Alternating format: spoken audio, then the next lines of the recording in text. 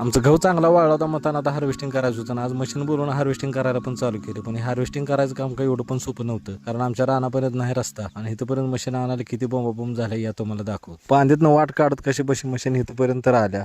पण इथनं पुढे जो हाती का दिसायला लागला तो आहे लोकाचा. त्याच्या पण हातापाया पडून त्याला सांगितलं होतं आणि त्यानं पण आपली मशीन जायपुरता कडच हाते घास तोडून घेतला आणि आपली मशीन जायला वाट दिल्या. पण आता इथं मशीन वर चढायला दमावला लागल्या. तशीच कशी बशी आता वर चढवायची आणि आपल्या रानात घेऊन जायचं आहे. आता ही मशीन आपल्या रानात उतरायला लागल्या. आपल्या गव्हाच्या कडेला पण जरा हाते घास आहे आपलाच आहे. ते आम्ही तोडून मशीन जायपुरता रस्ता केला होता, पण मशीन रानात उतरताना जरा हाते घासातच चढली, त्यामुळे ते माग घ्यायला लागला होता. म्हणताना त्याला म्हणत जाऊ दे, आपलाच हाते घास आहे, जरा मोडला तर मोडू दे आणि आपल्या रानात मशीन उतरू दे. एवढं सगळं व्याप करून कशी बशी मशीन रानात पोचली आणि गहू मळायला चालू झाले.